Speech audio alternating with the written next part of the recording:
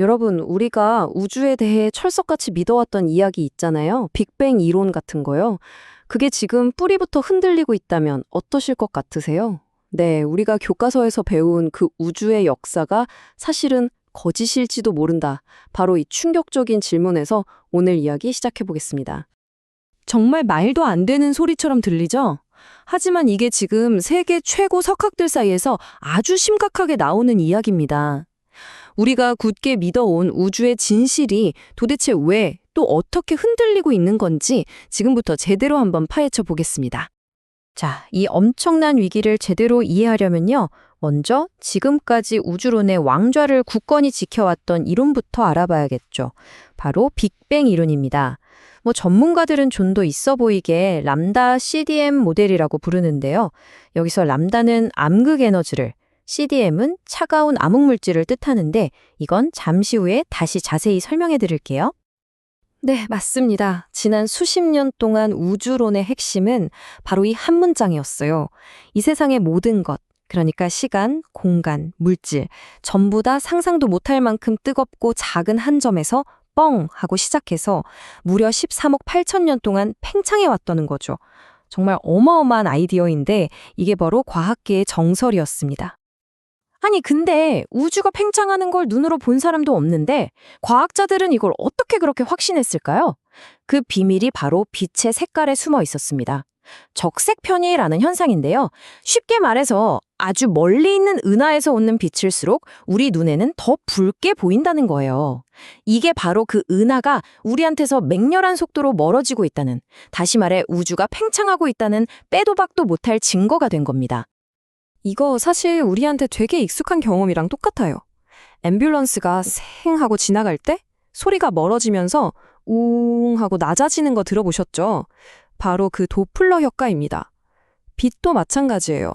멀어지면서 파장이 쭉 늘어나니까 붉은색으로 보이는 거죠.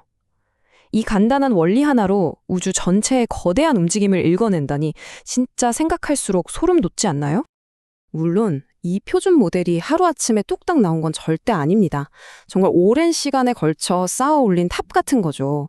보세요. 1929년에 전설적인 에드윈 허블이 처음으로 우주가 팽창한다는 걸 증명해냈고요.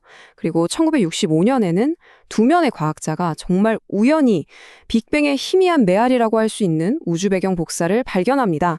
그러다 1998년에는 더 충격적인 사실이 밝혀지죠. 우주가 그냥 팽창하는 게 아니라 점점 더 빨라지고 있다는 거예요. 이렇게 수십 년에 걸쳐서 차곡차곡 쌓인 증거들이 이 이론을 거의 진리의 반열에 올려놓은 겁니다. 특히 이 우주 배경 복사 발견 이야기는 정말 재밌어요. 펜지어스랑 윌슨이라는 과학자들이 안테나에서 계속 이상한 잡음이 들리니까 이게 혹시 비둘기 똔 때문인가 싶어서 안테나를 아주 빡빡 청소까지 했대요. 근데 아무리 애를 써도 잡음이 안 사라지는 거예요. 나중에 알고 보니까 그 지긋지긋했던 잡음이야말로 우주가 빅뱅으로 시작했다는 가장 강력한 증거, 바로 우주의 첫 울음소리였던 거죠. 이 비둘기똥 소동이 낳은 발견이 표준 모델의 핵심 기둥이 된 셈입니다. 자, 이렇게 람다 CDM 모델은 수많은 관측 결과를 기가 막히게 설명하고 또 예측하면서 정말 거의 완벽에 가까운 이론으로 자리를 잡았습니다. 모두가 이 아름다운 우주 교향곡에 만족하고 있었죠. 하지만 그 완벽했던 하모니에 이제 불협화음이 들리기 시작합니다. 지금까지는 말이죠. 사실 이 표준 모델의 화려한 성공 뒤에는요, 아주 오랫동안 쉬쉬해온 거대한 비밀이 하나 숨어 있었습니다. 뭐냐면 이 모델을 떠받치는 가장 중요한 기둥들이 사실 우리가 한 번도 본 적 없는 정체불명의 유령 같은 존재들이라는 겁니다. 이 그래프를 보시면 정말 입이 떡 벌어지실 겁니다. 우리가 보고 만지고 느낄 수 있는 모든 것들 있죠? 저 밤하늘의 별, 행성, 그리고 바로 우리 자신까지 포함한 이 모든 보통 물질이 우주 전체의 고작 5%밖에 안 된다는 거예요. 그럼 나머지 95%는 뭐냐? 바로 정체를 알 수 없는 암흑물질과 암흑 에너지라는 겁니다. 정말 충격적이죠? 이 둘, 이름은 비슷해 보여도 하는 일은 완전히 정반대입니다.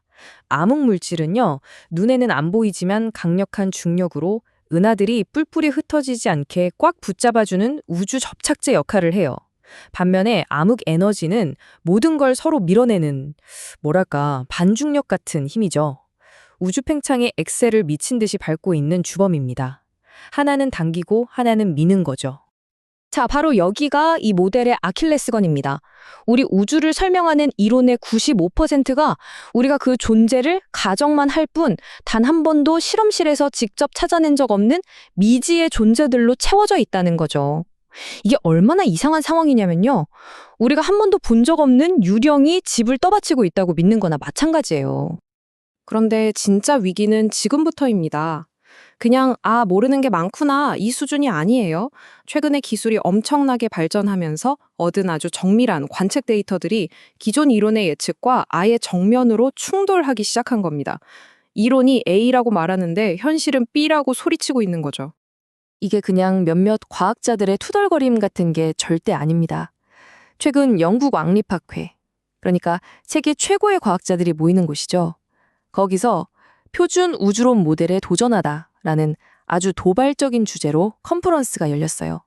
이 위기가 이제 과학계의 가장 뜨거운 감자가 된 겁니다. 과학자들은 이 문제들을 텐션, 그러니까 팽팽한 긴장 상태라고 부릅니다. 크게 세 가지가 있는데요.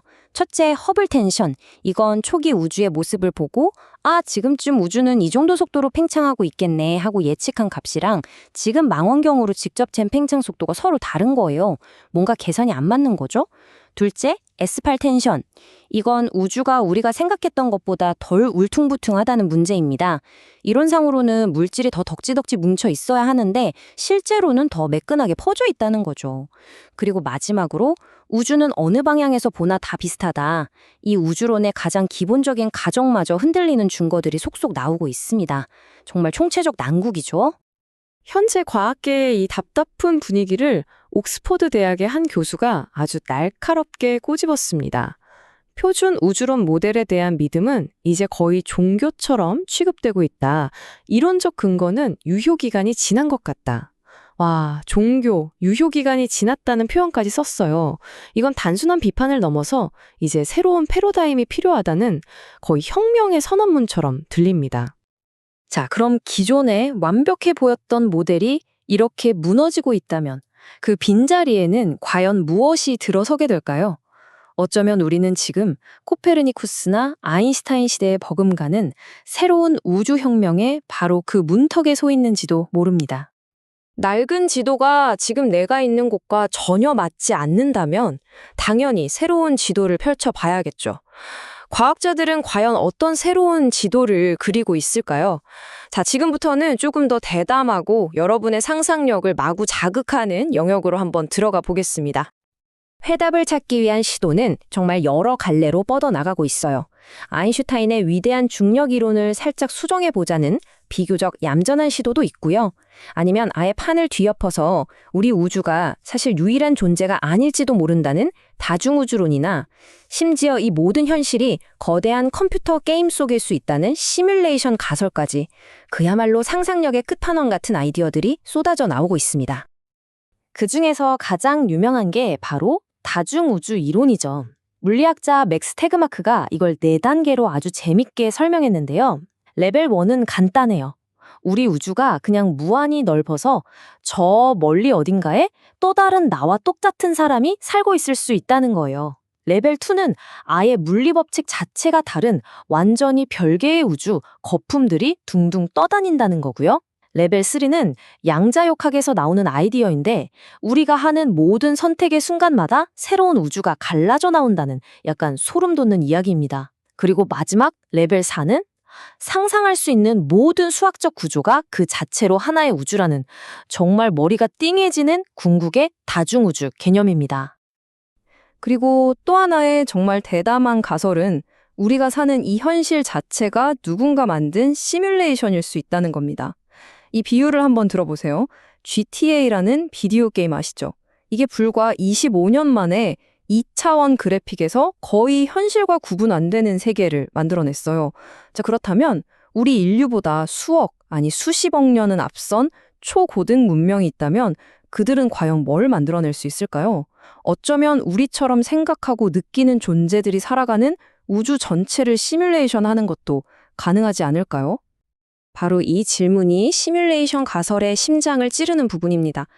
만약 우리 인류가 언젠가 스스로 생각하는 존재를 시뮬레이션 할 수 있게 된다면 바로 우리 자신이 그 시뮬레이션 속에 있지 않다고 어떻게 100% 확신할 수 있을까요? 자, 그럼 우리는 도대체 뭘 믿어야 할까요? 다중우주, 시뮬레이션? 오늘 이야기의 진짜 핵심은 어떤 하나의 정답을 제시하는 게 아닙니다. 바로 이거예요. 과학은 박물관에 박제된 사실들의 모음이 아니라 이렇게 끊임없이 의심하고 질문하고 탐구하는 살아 숨쉬는 과정이라는 것. 우주에 대한 우리의 이야기는 이미 완결된 책이 아니라 바로 지금 이 순간에도 다음 챕터가 쓰이고 있는 뜨거운 현장이라는 겁니다.